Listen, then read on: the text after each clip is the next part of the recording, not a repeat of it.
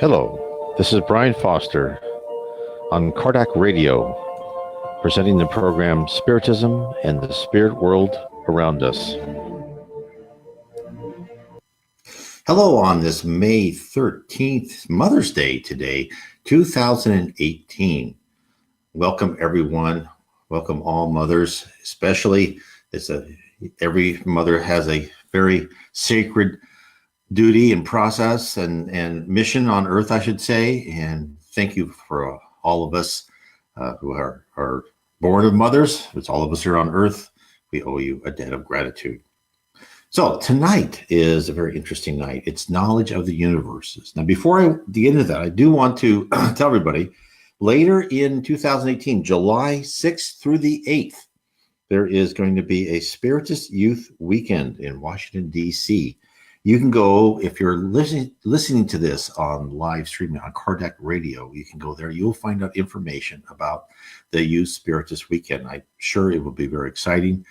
I think we all would love to see many people come and join that and start the ball rolling, more and more every year. We get more and more Spiritists and we get more and more people involved. And this is just one more thing that we are doing to bring the word of Spiritism, the understanding of the process we go through here on earth, and the love of Jesus and God that helps each one of us. And the more we can help and we can get more people together, the better off all of us are in the future. And the faster we can become a planet of regeneration.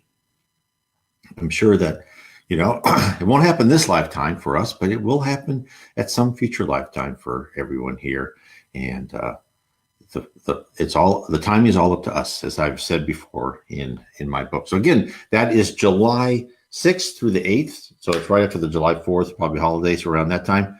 And of course, Spiritism is so important. Spiritism is meant to be brought to the United States and the English-speaking world. It has, started, of course, in France with Allan Kardec and his codification. He was the codifier of Spiritism from the Spirit of Truth. And of course, it has reached, it kind of died down a bit in Europe, but then it sparked back up in Brazil. And, thankful for all the Brazilian mediums and all, that helped Spiritism. And I think that one of the main drivers, of course, has been Francisco C., also called Chico Xavier. And of course, I recommend you buy his books. They are just wonderful. Now, tonight, we are talking about the knowledge of the universe.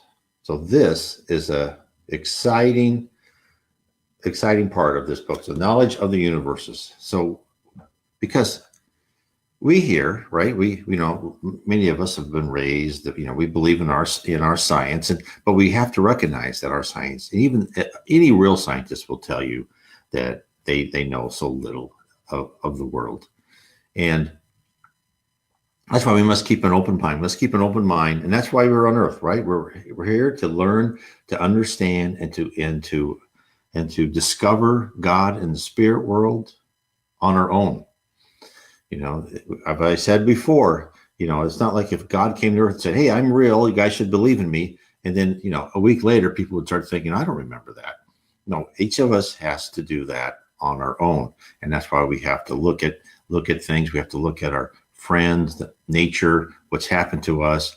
And you'll be given lots of signs and signals that will help you come to that exploration and that discovery.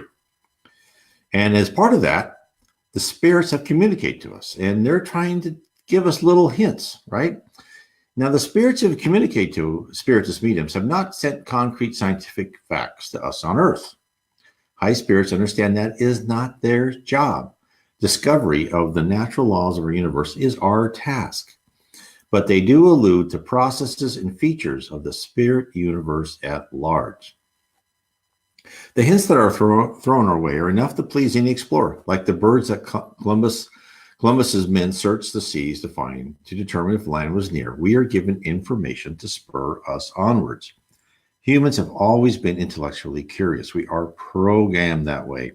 Those who are not inquisitive don't make good candidates for advancements. Therefore, breadcrumbs are thrown in our path with the hope we follow the trail. Now, Unbeknownst to many scientists, they are performing the work of the spirit realm, whereas many profess a disbelief in another world. They are actually working towards a day when the existence of a spirit domain is proven. Spiritism is inflexible on that point. Like the plethora of new gadgets spurred on by the old Star Trek series, such as the mobile phone, the tricorder, and others, information partially described will cause some curiosity at some point, setting events in motion to culminate in exactly what the spirit realm wanted. We are all being pushed toward greatly expanding our base of knowledge. All of this is in preparation for our becoming a planet of regeneration. Now, currently, we live on a planet of atonement where we live life after life in paying off debts and mistakes from previous lives. So once the earth has a majority of souls who practice love, charity, fraternity, and honest dealings with all, we shall begin the last phase of transformation into a planet of regeneration.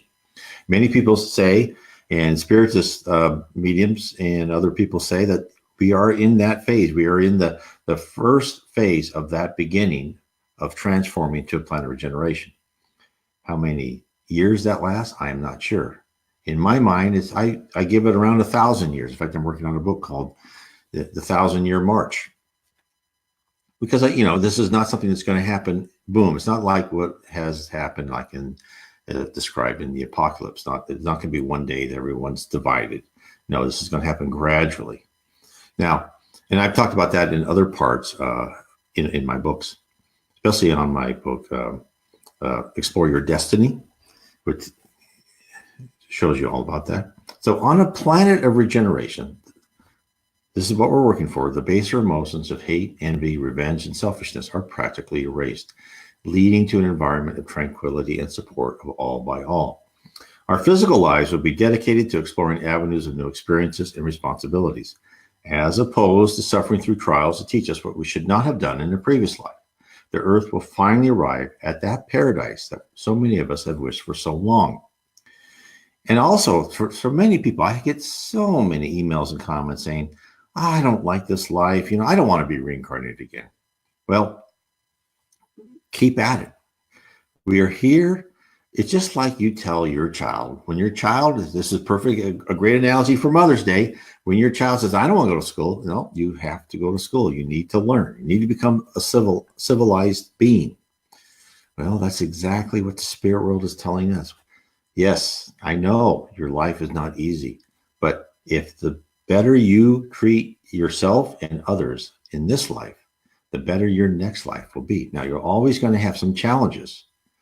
And because not only do we have to pay for past wrongs, we also have to go through new experiences. Remember, we are here so we can become a well-rounded individual. We can improve our personality so we can be ready to be trained in that ultimate power of thought is action, where we can create.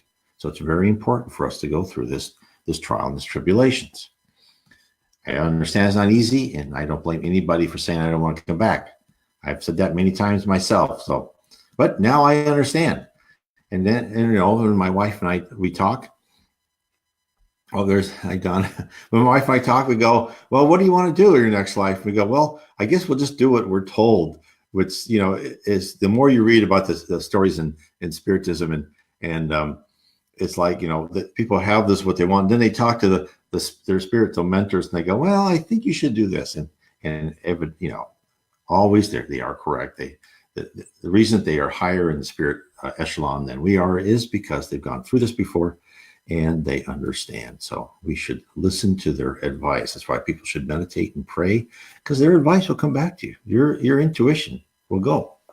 And you will get better. It's a slow process. It's not like one day you wake up and you have this vision and you turn into this angel, or you die and you grow rings in the halo. That's not the way it works, right? You are who you are when you pass from this physical life to the spirit life.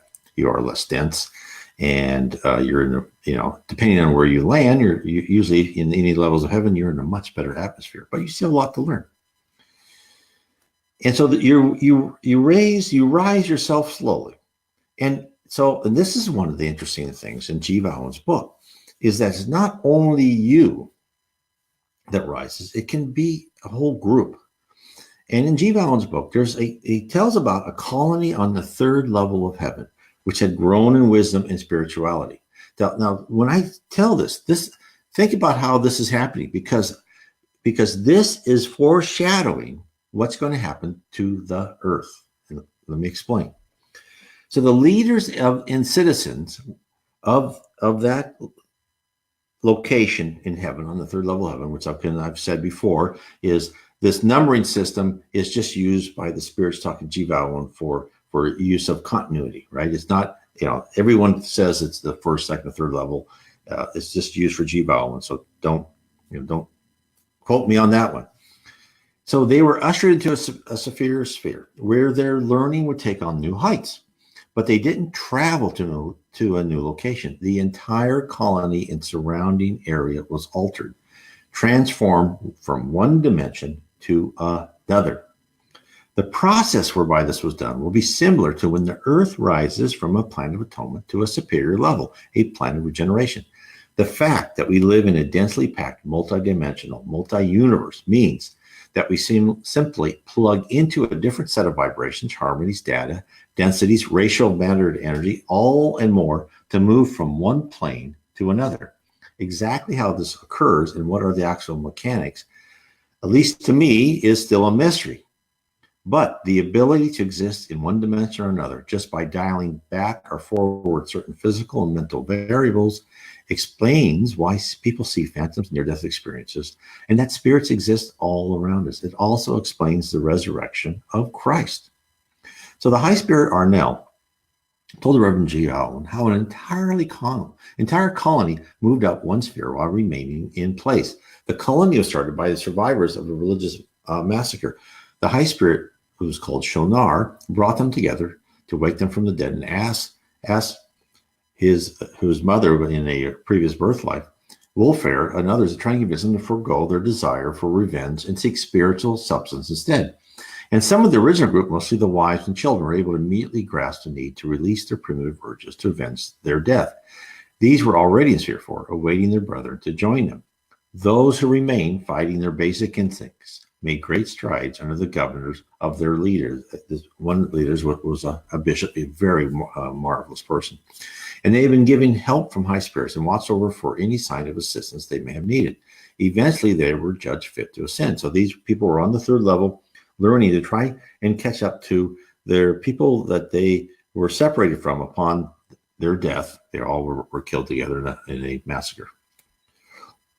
And they spent many years here learning how to forgive, learning how to rise above all that, and knowing, and this is one of the things that people here on earth now who are obsessed and so forth, there's many spirits who say, who want to punish other people who are now incarnates because of what they did wrong to them. And this is what Spiritism tells us and teaches us, is that don't worry about us trying to tell and teach people what they did wrong.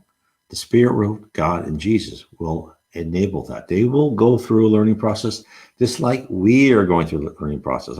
I am probably almost 100% sure, not quite, is that anything we can think of that that person did to us, we probably did around the same or worse to some other person, and we went through the same learning. So this is why one should have the capacity to forgive, because we probably did the exact same thing. Not exact, but similar. So these people were ready. So the leaders of that community on the third level invited the high spirits, Wolfere and Arnell, to walk down the main aisle and address the multitude. They were all in this one big building. So meanwhile, outside, the transformation was being completed by high spirits. The crowd was about to receive a great surprise. And Arnell tells us what happened. This is his description. So think of yourself in this hallway. And here's this Wolfere, which is this high spirit, who's this wonderful lady. She's just amazing of other things that Arnell has told us about. And then with her on her side is Shonar, who is this magnificent person too, that is just a beacon of strength. And you're in this hallway, and you've all come in, and you all left for what you thought where you lived, right? So this is what Wolfere told them. He goes, I am happy today, good people, because what my Lord Shonar begin. By high grace, we have so far completed. You have striven well and have won through. You have, by slow degrees, so progressed as to merit advancement in the sphere next in order. Since you came here within this house, unknown to you, this transmutation has been brought upon you, and you are now within sphere 4. So be quiet in your mind for the time, good people, and at the proper moment you shall join with your loved ones and your friends and your children to whom you have so long striven to find. So then Arnell describes that she and Arnell and a company, they formed a circle and facing outwards. The circle wasn't finished, so there was a gap in the platform, and they brought in this young man who also was instrumental in helping them. And as they stood there and they were intent on their business, the walls of this big hall became less dense until they were translucent and then invisible altogether. And the open country was before the multitude. So think to yourself, you're in this great hall, and then all of a sudden, it becomes like glass. You can see right through it. And what you thought was on the outside is now different. And they saw a beautiful meadowland and trees and flowers and fountains of water, which had not been there when they had entered that hallway, that convention center, or whatever you want to call it, a big hall. But they were perplexed. And so Arnell addressed them and told them that the country around, they call it the guild house, was all changed now, and they should go forth seeking for their friends, because their own people live within that country, but you have to go out and go find them. So imagine entering a great hall, sitting down, then a bright angel tells you to stand up and peer outside, but all you see are walls, and slowly the opaque barriers become translucent. You see the countryside around you. You think this must be an illusion, because the surroundings are not what they were when you walked into the great center. Then you were told that all of you had been transformed, including the city you lived in, that now you exist on a higher, more glorious level. So this too shall be similar to the process the earth will travel through in the distant future, when mankind is at harmony with nature and themselves. There won't be a cataclysm, only a transmutation. I'm not sure if this will happen gradually, like parents watching their child grow over time, where their past childhood is remembered fondly, but the new reality is what the parents are focused on, or will the human race collectively go to sleep and wake up on a new earth? Whatever the method, it will occur, for that is our destiny. So Darnell describes the subsequent actions of the newfound residents on the 4th level of heaven. This is what he said. When the walls were once more materialized, the multitude left the building. Here they paused to see what changed upon the place. To their eyes, accustomed to the somewhat subdued light of sphere 3, this was indeed a paradise of brightness. I'd like to stop right there. Remember what I said before.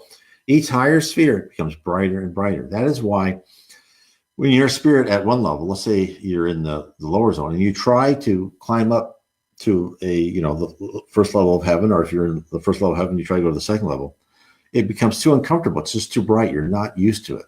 Again, this is what, and the brightness is the love of God permeating throughout the atmosphere. So the trees, now I'll go back to this quote, the trees and flowers and grass were of a much brighter hue, and the light more mellow. Nor was there any desert land to be seen, for the forest filled the horizon on every hand with a rich curtain of colors. But nowhere was the party to be found for which they thought. So they went forth and entered the forest paths on every hand. They did not pause to consider what was the direction in which they should go. They did not see the company of those who had come from the higher spheres to guide them. But one after another, they found their friends and were very content. So they had found who they had been separated before because of their hard work. Now, will this be our fate in some future life? Those of us who've had worked to balance spirituality, materialism, striving to replace our primitive emotions with an uplifting feeling of love, charity, and fraternity, will we go out the door and see a brighter earth with flora shining in colors we haven't perceived before? I believe the day will come. It may not arrive as fast as we desire, but seldom anything does, right? But that day will dawn, and then we shall be able to look back and know that if all our trials were worth it. Now, Arnell just didn't detail the new landscape for Vale Owen. He also explained the process as well as he could to a Church of England reverend in the early 1900s. And this is, so first of all, there's this fact, right? There's, to us, not knowing how it works, it's a miracle. Of course, in Spiritism says there's no such thing. Miracle just means you don't understand. There's always a reason and a process guiding everything. So now Arnell who is, the writings of G. Vale Owen. Again, in this book, that's why this book is so interesting, because there's all information about the process in this. We're told so much more on the higher levels of heaven in the process of the spirit world. It's just exciting revelations. It's exciting. So now, this is what he said. So now he explained, okay, how did this transformation occur? Now I'll tell you. This is what he said. The change that come upon these people had not been of so sudden a nature as might appear from my narration. It had been long in preparing. They, by their endeavors and by our teaching, had been advancing towards the state of Sphere 4 for a long time. The guild house, that's the hall they were all in, had served as a focus wherein their aspirations had been gathered. Thereon we had directed in chief the streams of our powers. So, stop right there a second. Again, why are we going through these, sometimes, horrible lives, sometimes great lives, right? We're being trained to use these powers. So listen to what he and his colleagues did, and know that someday you will be able to do the same and more. So I said, we in our streams of powers, mingling there and blending the content of the higher condition, had laved and bathed them as they gone about their work of building. So his friends were building this completely new structure, this new environment, this new logical construct. Then he says, unknown to them, except to a few as that priest and the 2 laymen and some small number else, they had advanced in spiritual uplifting until they were really beyond the sphere 3 in personality, but still resident in it as to their environment apparent to them. The initiation we had brought about within the gift house was merely the sealing of what had already come about upon them, no more than that. So the key phrase to consider, and what that Spirit Arnell told G. Vale Owen, is beyond sphere 3 in personality. The word personality is used quite often, not only in communications by various spirits of G. Vale Owen, but also to other spiritists, mediums. I've also heard it in the books by Chico Xavier. And I believe it is the closest definition of what we really are. We aren't human. That's just a temporary condition. We are spirits. But in identifying in an individual spirit, it doesn't denote a uniqueness amongst spirits. Hence, instead of using the term individual, which means one person or one spirit, Arnell and others use the term personality to define a collection of experiences and beliefs, characters, attributes, and level of spirituality. It's kind of everything. It's all everything there, and that's your personality. After all, we can't point out an odd-shaped spirit or a left-handed spirit or an extremely intelligent spirit, since all spirits are created equally, literally. All have the same capacity. That doesn't mean, while one spirit may be superior in wisdom from another, it's just a matter of time before the lesser spirit catches up or surpasses the other in wisdom. All can transform their physical appearance to suit their desires. Hence, if they wish, all spirits could look and act and talk alike. The differentiation is slowly in with what a spirit has accumulated in their long ascent up the spiritual ladder. Our preoccupation with race, tribe, homogeneous cultures is, quite unimportant. Our differences are but part of the lesson plan. They're one more experiences and a learning opportunity. Now, think about what that means to a spirit peering down on us. It is as if the teachers were watching with amusement the trading of marbles and the discussion of what color and type of marbles were the best among the children. It served the purpose of initiating discussion and debate, but on the whole was trivial in the years of schooling ahead. The collection of personalities, individual spirits in that colony in Sphere 3 had the correct vibration and spiritual maturity to reside in, fit in, and be in affinity in with the personalities of Sphere 4. Hence, they were promoted. Thusly, as a collective, the environment of their old city would be transformed to be in tune with Sphere 4. Arnell then tells us more. Now, this is another interesting part. This is where he really explaining how we, our logical constructs, and the spirit universe is just this huge universal cloud library, cloud database. This is what he said. We did not transfer them from one locality to another. Now, I find this difficult to make clear for you to whom distance is so real a thing. It is not to us as it is to you. You might, as I say to you by way of example, you might be speaking of you and me at this moment as being distant each from each other, for you cannot see me, and you hear me only interiorly, as the voice of someone far away. But that is not so. It is merely that your state and my own are dissimilar. Our environment is diverse by reason of our condition being on two different planes of activity. And yet we are not dissimilar in total. For, see you write what I impress upon you to write.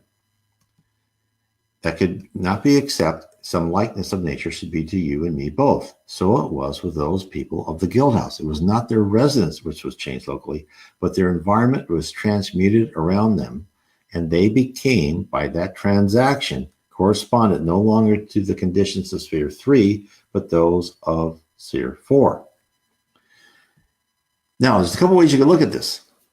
It is as if you were a player on a team, one of the very best players. Your team wore a jersey of red and white.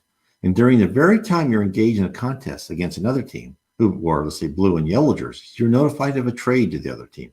The other team was generally known to be a bit of a higher caliber. You stayed on the field, you took off your red and white shirt and donned the blue and yellow. Your personality stayed the same, but you changed teams to a superior team where you would be a better fit because you were in affinity with that other team. Another way of looking at it is like in data, right? You have all this data, and each personality within that sphere 3, within that guild house, was then automatically said, okay, and one of the pieces of data was you are on sphere 3 in this location at this place. Now we're just going to switch that switch and say, now you're in sphere 4 in this new location. And then they were there, all within maybe the same physical space. You know, could have been a pin drive, could have been anything, if you want to visualize it like that. But now, and I know this gets confusing to people because, you know, we talk about spheres, right? And the spirits talk about spheres and levels because that's how logically for our brains, we can see the data, right? Because, you know, you've seen maps and you've seen, you know, where they show you maps and they show you things and they make you visualize the data. That's what they're doing with us. When in essence, the data is dense and intermixed. So the colony on sphere 3 was transformed. They became associated with another sphere, to this sphere where they had, through long study and work, been promoted to. The gradual progression resulting in a change of state is also happening at this very moment on Earth. In the book Genesis by Allan Kardec. Now, first, I want to make sure everyone is to know that on my website, www.nwspiritism.com, there's a picture of Allan Kardec on the top right-hand side, on the right-hand navigation bar. Click on that picture. It'll take you to the EDI CEI bookstore where you can get all of Allan Kardec's books. You can get Chico's books, Yvonne Pierre, the ones in English. And they're wonderful books. So click on this and go explore what books you can buy. The other thing, too, is I've said this many times, but I keep wanting to repeat. And that's how I found Allan Kardec's books. I got all his books for free on PDFs. Just type in Allan Kardec and then space PDF on Google or DuckDuckGo, something like that, search engine, and you'll find everything in PDF. So it's all there for you. So in the book Genesis by Allan Kardec, a spirit, Dr. Barry, notifies us of the Earth's planned transformation. Now, Genesis was written, I forgot exactly what year, in the 1850s or early 60s. I can't remember, but it's also one of the main books everyone should read by Allan Kardec. This is what he said. Yes, indeed, humankind is being transformed just as it has been transformed in other epochs. And each transformation is marked by a turning point, which for the human species is what the turning point and growth is for the individual. These crises, frequently painful and dolorous, carry generations, institutions along with them, but they're always followed by a phase of material and moral progress. After nearly a century, Earth's humanity has arrived at one of these growth periods, and it is in the middle of a transformative endeavor. That is why humankind is being shaken on all sides, caught up in a kind of fever as is driven by an invisible power until it settles on its new foundations.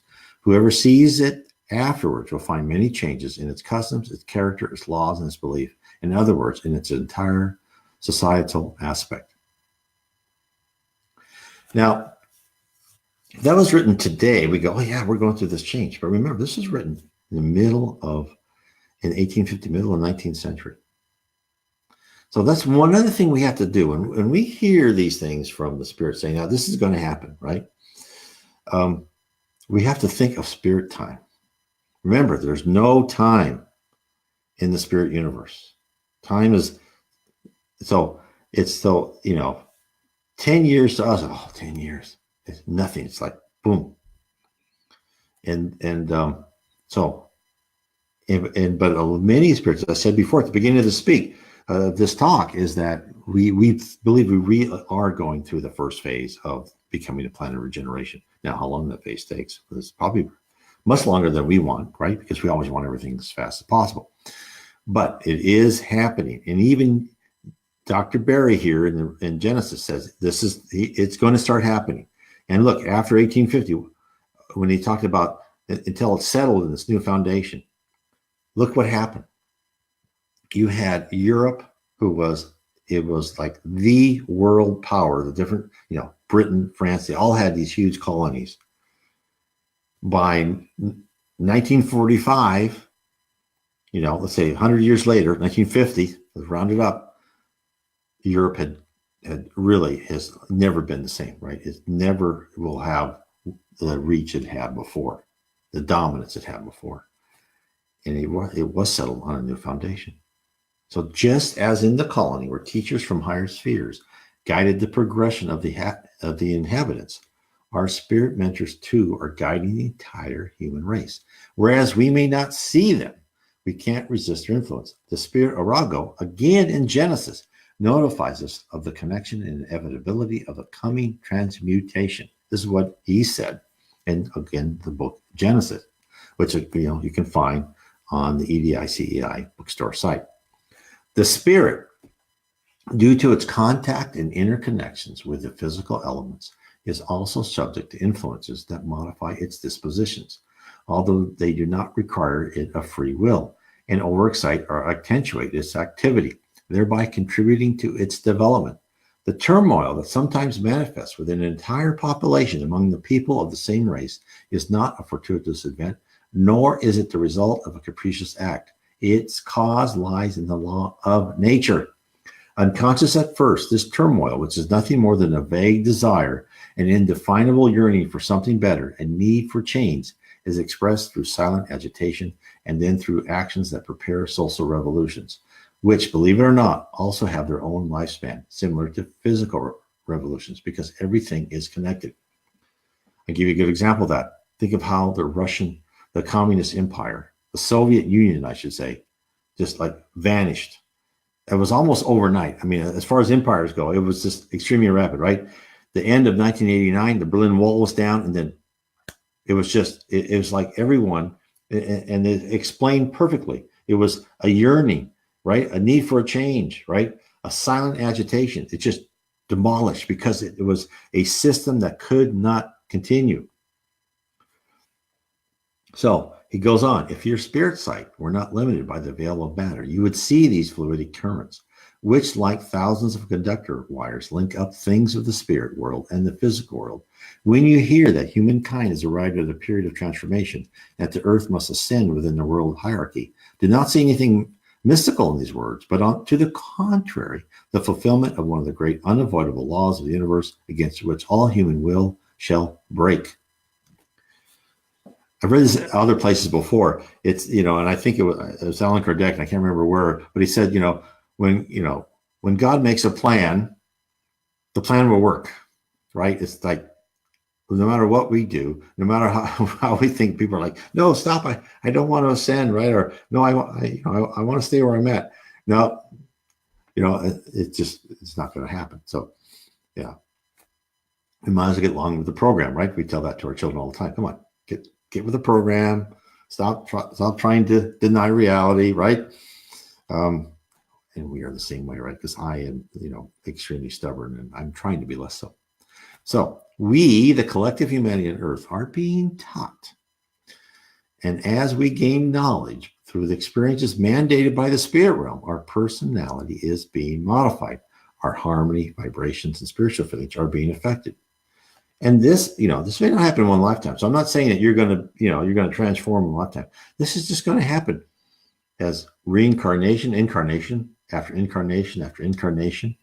Some people park right there, say maybe 1, 2, 3, 4, 5 lives, and they just refuse to change. But eventually something will happen where they will. Oh, hello, Mara.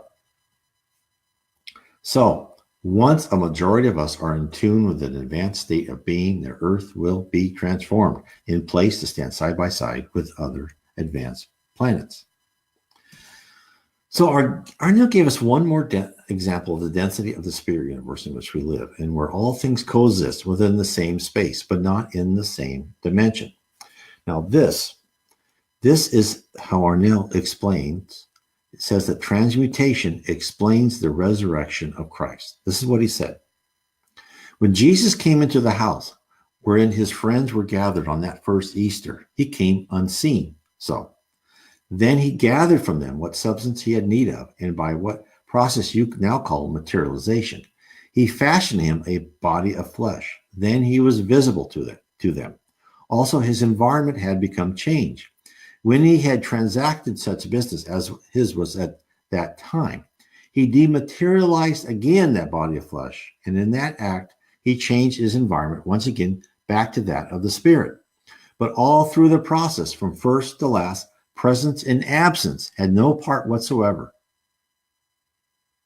Both before and after his appearing in bodily form to them, he was there unseen. You get me? The change was of condition, not of locality. Wow, that should just blow everybody away. I mean, that should just that's just like the biggest shock ever. So let me explain in other words, because I know this is not an easy concept. So I believe that Jesus visualized the room in which his disciples were gathered. At that thought, he appeared in the room. He changing his environment around him, seeing the men talking. Next, he altered his own state to one denser, more matter, right? So he could gather the matter to create his own image as he was on earth. So his friends could detect his presence, again, by the power of his will, his thoughts.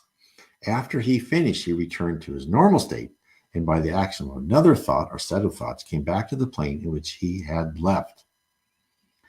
Did he travel? Did he get in a car and drive? I think I'll drive to Jerusalem and surprise these guys. No, he exists in this logical world. And through his personality, which is so superior to ours, he was able to say, okay, change this data point, change this state, and then I will just be there. Now, imagine you were Reverend G. Vale Owen in the early 1900s. But now we can begin to grasp this concept of the fluidity of existence, the advent of CGI, computer-generated imagery, whereby the entire environment is driven by software, created by the thoughts of creative directors of the movie, is totally flexible. Anything that can be imagined or visualized can be created, albeit in only 2 dimensions in our physical world. Whereas in the spirit realm, reality is created in multiple dimensions, all driven by the power of the will. This is exactly why you, my dear friends and fellow travelers on earth, must survive the bad periods of life, for they are training missions. We are in the midst of a training mission, teaching us how to harness our minds in the worst and the best of circumstances. Sometimes, and as the spirit realm said before, and it actually said in this book, the Spirit's book, is when they say, what's one of the hardest trials? Being rich. And people go, no, how can that be? But no, it is true, and I understand that, because when you're rich, you can become haughty, you're less humble, you get what you want. It's almost you have this whole army of enablers to let you do the bad things you shouldn't do. So anyway, so now let's go through that. Let's explore this a little bit further. So in the spirit realm, as I said before, thought is action. And thought creates, thought destroys, thought is the reality. In our physical world, we believe that many discoveries and actions begin with thought, but in parallel with our human thinking, our planet and our universe carries on, ruled by natural laws. Natural laws which dictate how stars are formed, planets are created, continents grow and collide, how the weather changes, how our very buildings stand and eventually decay, all unaffected by our minds, right? You know, I can look at this wall, I can look at this monitor, I can't change it. The spirituality, the supreme intelligence, or God, whatever name you wish to use, thought in the universe was created. Creation by force of will didn't end there. The spirit realm tells us that the ideas still control and affect creation in our physical world. The spirit book, codified in the 1850s by Allan Kardec, who codified the doctrine of Spiritism. And what they said is spirits transmitted their answers in this book posed by Allan Kardec. Now, so the spirits was a combination of answers from mediums of questions from just different mediums, different geographical areas, all asked by Allan Kardec. And of course, it was all brought about when Jesus promised us the Consoler, which is the third revolution, Spirit of Truth, to tell us more. So now we have to, so in this question 30 in the Spirit book, it asks, is matter formed of one element or several elements? So let's get down to the very basic element of what we're created. Because the more we look at it, so to us, to our awareness, we live in this very objective world, right? We can't change things. But that's our awareness. And that's why we're in this physical body, because we're limited. So question 30, is matter formed of one element or of several elements? And what was answered was of one primitive element. The bodies which you regard as simple are not really elementary. They are transformations of the primitive matter. So hence all matter, organic and inorganic, is composed of the same universal fluid. Now, our current science has postulated the same principle under the name string theory. In string theory, I'll explain it very quickly and horribly here, and I apologize. It describes how strings propagate through space and interact with each other. In a given version of string theory, there's only one kind of string, which may look like a small loop or segment of ordinary string, and it can vibrate in different ways. And on distance scales larger than the string scale, a string will look just like an ordinary particle with its mass and other vibrations. And its mass is determined by the vibrational state of the string. So in string theory, one of the vibrational states of the string gives rise to gravity, right? A quantum mechanical particle that carries gravitational force. So string theory tells us there's no such thing as empty space. Strings are everywhere. Now, string theory is in the late 20th century, right? In the Spirits book, published in the 1850s, question 36, does an absolute void exist in any part of space? And the answer was no, there is no void. What appears like a void to you is occupied by matter in a state which escaped the actions of your senses and your instruments. This was said in 1850. I'm sure people read the, in 1860s, 1870s, 80s, whatever. They read the Spirits book and they go, oh, the Spirit, they doesn't know what they're talking about. Well, they actually did. There is no vacuum anywhere. Spiritual literature also foresaw the event of the Big Bang Theory. In the book Genesis, Miracles and Predictions According to Spiritism, that's the full title. In the section titled The Universal Creation, we are told by spirits communicating to Allan Kardec in the 1850s how it all began. The primitive cosmic matter contained the material, fluidic, and vital elements for all the universes that unroll their magnificence before eternity. It is the fertile mother of all things, the first grandmother, and what is more, the eternal generator, the substance from which all globes have not disappeared. This power is not dead, for it still gives birth incessantly to new creations and receives incessantly the reconstituted elements of the worlds that have been effaced from the book of eternity. So the unrolling, when he said the unrolling, is the filling of our particle physical universe, our particular physical universe, from the primitive element bursting upon the scene, caused by the thought of God to start the creation cycle within this particular physical universe. Over billions of years from the start of a tiny seed, tiny thought, galaxies, solar systems, planets, and life begin. This one element is used for everything. Now, this is else what they tell us. The ethereal matter, rarefied to various degrees and which is diffused throughout interplanetary space, that cosmic fluid that fills the universe, rarefied to various degrees in the immense regions rich in clusters of stars, condensed to various degrees where the stellar sky does not yet shine, modified to various degrees by different combinations according to the locations in the expanse, is nothing more than the primitive substance in which reside the universal forces from which nature has taken all things. Hence, from one element called universal fluid by Spiritus comes all matter. Gold, silver, water, and iron are made up of the same element. What we see as molecules and atoms and the building blocks of atoms, which construct molecules, are all derivatives of the universal fluid. And this is what elsewhere you're told. This fluid penetrates bodies like an immense ocean. In it resides the vital principle that gives rise to the life of beings. It perpetuates it on each globe according to its condition. A principle, when its latent state lies dormant as long as no voice calls upon it. By virtue of this universal vital principle, every creature, mineral, plant, animal, or other, because there are many other kingdoms of nature whose existence you cannot even suspect, knows how to appropriate the conditions for its existence and lifespan. So this fluid is modified to become whatever it needs to be. It is transformed by thought. When God created the universe, he created it by thought to be composed of an element which is able to be formed into many combinations by thought and to follow logical rules, a type of programming, the behavior of the object for all eternity, until a superior thought modifies it.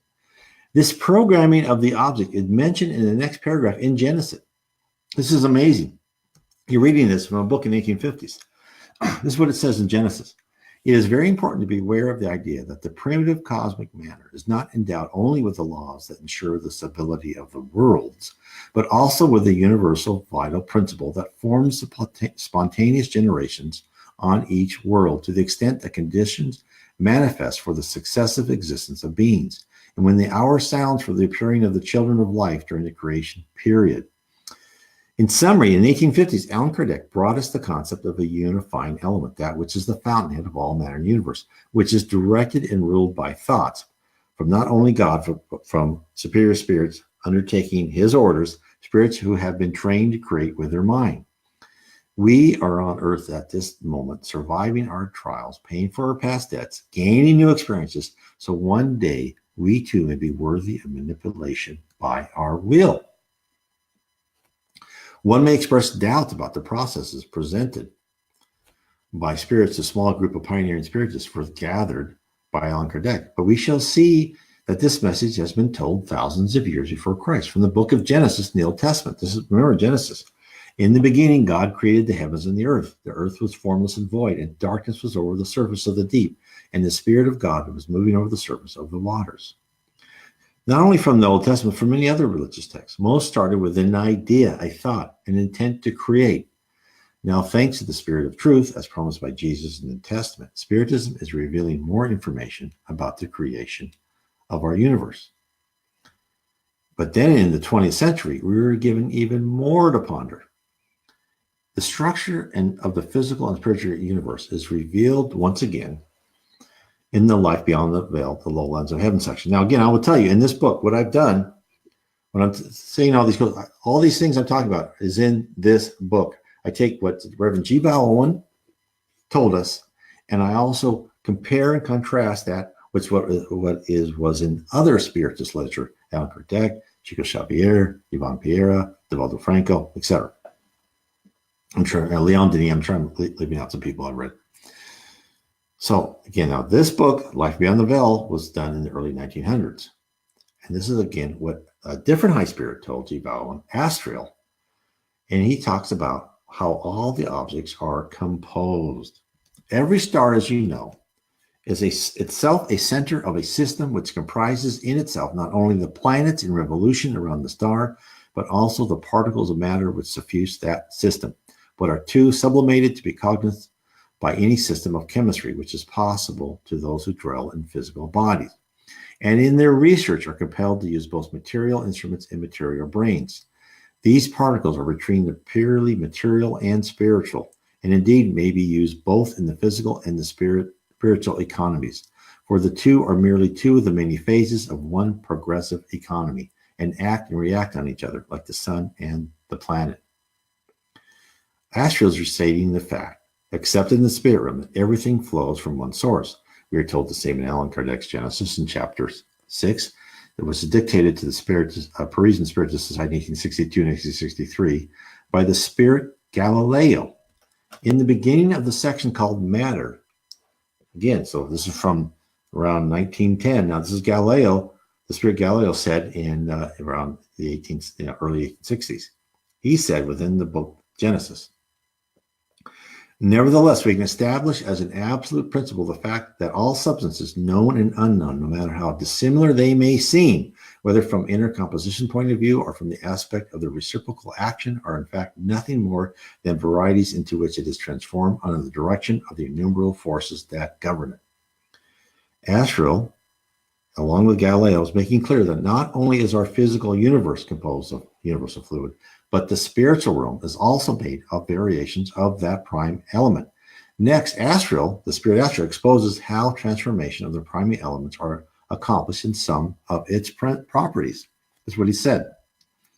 Gravitation is applicable to those particles also on both sides, and it is by means of this force, as we will call it, as being a name you know and also very little understood, that we cohere these particles together and are able from time to time so to clothe our spiritual bodies to become visible to the photographic plate and sometimes to the human eye. But we do more than this and over a wider range. Were it not for these particles, all space would be dark. That is, no light would be able to be transmitted from the planet, our sun, our star to Earth. For it is because of the reflection and refraction of these that the rays are visible. Not that they are transmitted, for the transmission and passage depend on other elements, of which we will now see no more than this. It is not the rays of light, nor it is the so-called light waves which are visible to the human eye, but their action on these minute particles, which, on the impact of these rays, become visible as waves. So, he said this early 1910. String theory postulates that strings interact with each other and vibrate in different states. A higher order spirit has hinted at a similar process. Light doesn't travel in a beam, but flows like a wave across a tapestry composed of countless threads acting and reacting to each other. As the threads vibrate, their intensity is revealed, and we can see the patterns of the carpet. Asher notifies Vale Owen that the spirit world doesn't wish to supply humankind with the answer, since the effort to advance scientifically is part of our collective endeavor. But they will give us hints as to what are possibilities of future research. With this in mind, Asriel explains the basic underlying theme of our existence. That's what he says. The stars then send forth their light, but in order to send it forth, they must first possess it themselves. And as they are not self-constituted personalities, in order that they may have it, they must be given it. Who does this and how it is done? Now, remember what he said, as they are not self-constituted personalities. That's the key concept to grasp. What did I say about us? We are personalities. That's what the spirits say. They talk about us. We are the ones with the soul. We are the ones that thought is action. So when Asriel speaks about the stars, powerful suns which generate immense energy, he implies, since they aren't distinct individual intelligent beings and they don't possess actual power, they are only channels for power. In our life, we playfully give personalities to inanimate objects. We personify that which we believe could represent human-like behavior. Children's cartoons exemplify this, such as the sun talking or the ocean inviting a child to swim. What Asriel is saying is behind these, what we believe are purely natural objects that operate via the laws of physics, are actual operators who have personally determined the operation of that object. Now, Asriel reveals the full extent of the power of the spirit realm. This is what he says. Now, of course, God, it is easy to answer God, for he is the source of everything. That's true enough. But as you know, he employs his ministers, and these are without numbers, in each unit with an allotted task. The stars receive their power of transmitting light from the presence of myriads of spiritual beings about them, all ordered and regulated in their spheres. All are working in conjunction. These have the stars in their charge, and it's from them that the energy proceeds which enable the stars to do its appointed work. We've gone so much in this talk, so let's think about what Asriel said. There is an intelligent being behind the workings of the universe, pulling levers, starting and stopping, regulating, and measuring what we see as the natural evolution of the cosmos. It is as if the mythology of the ancients came back to life, and Apollo's chariot really did bring the sun out every morning. Have we regressed in time-worn superstitions? No, for the spirits have told us that human achievement is like a spiral. not a straight line, but that we must go through a materialistic phase, which de-emphasizes spirituality in order to accomplish the scientific discoveries that are required to return to a balance between materialism and spirituality. The spirit world has determined that we are ready to relearn certain truths, that we are connected at a deeper level than most of us could comprehend to the spirit realm, that our ties to the earth, to wealth, are but temporary achievements. Our real goal is to better ourselves, to be prepared to take up the job of running the universe. If we didn't get the message at first, Arnell explains the true operation of our environment. This is what he said. What we want you to understand is that there's no such thing as blind or unconscious force in all God's kingdom of creation. Not a ray of light, nor an impulse of heat, not an electrical wave proceeds from your sun or any other star, but is the effect of a cause, and that cause is a conscious cause. It is the will of some conscious being energizing in a certain positive direction. These beings are of many grades and many species. They are not all the same order, nor all the same form, but their work is controlled by those above them, and these are controlled by powers of higher grade and sublimity still. Think about that. Take a deep breath. Nothing we see, the sun that hits us is done just by natural laws. Everything was started with a thought, with a cause. In effect, we live in a universe, a solar system, a planet that is not only inorganic balls of fire and lifeless rock, for these are what we see. We can only detect the outside machinery, the outside facade. We can't see the workers behind the curtain, the massive effort to run, calibrate, and measure the output of the cosmos. In addition, we are incapable of deciphering the different types of beings which contribute to our welfare. Whatever our imagination supplies probably falls short of the reality. Astral attempts to pull the curtain back a little bit so we may glimpse of the legion that works for our benefit. This is what he says. And so these great balls of matter, whether gaseous or liquid or solid, whether star or comet or planet, are all held together and their forces energized and given effect, not by the operation of some mechanical law, but by the conscious live beings at the back of and working through those laws. We use the word conscious in preference of intelligence because the latter term would not accurately describe all the ministers of the Creator.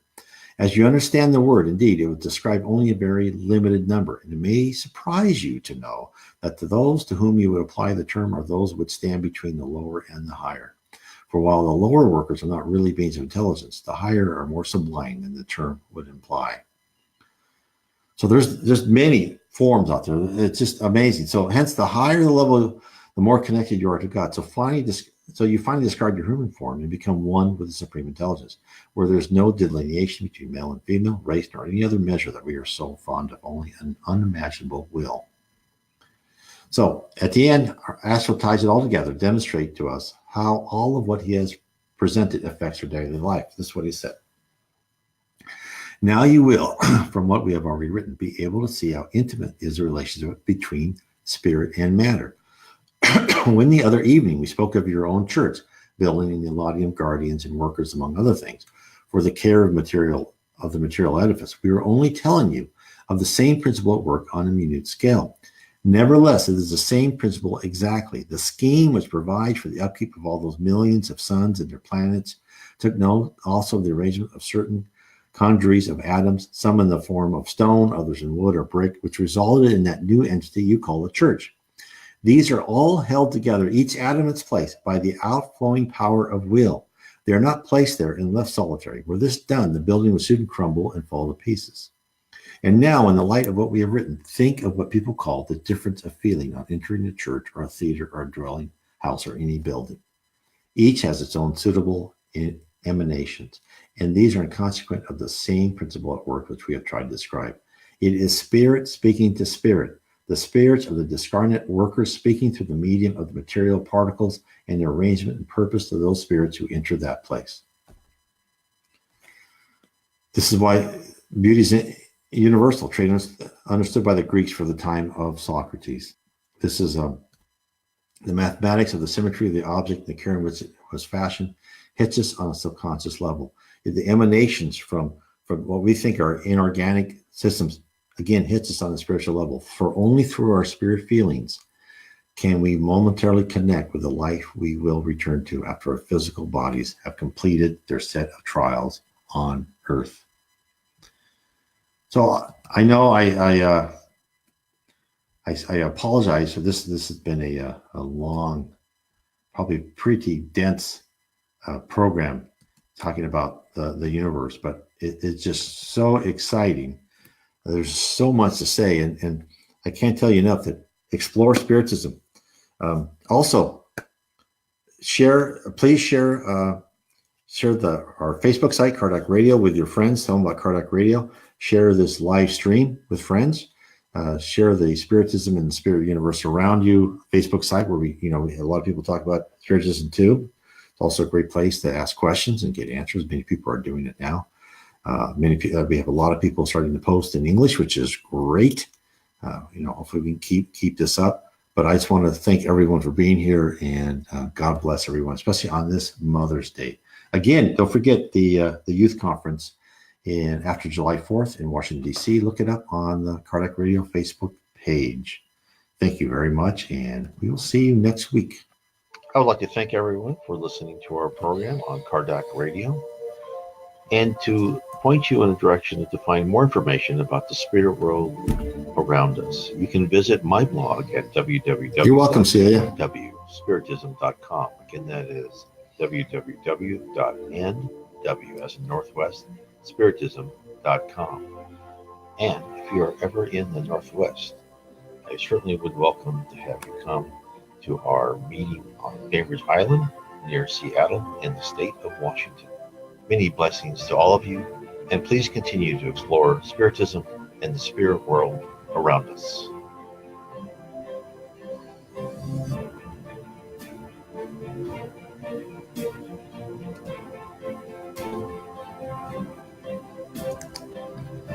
Thank you, Donna.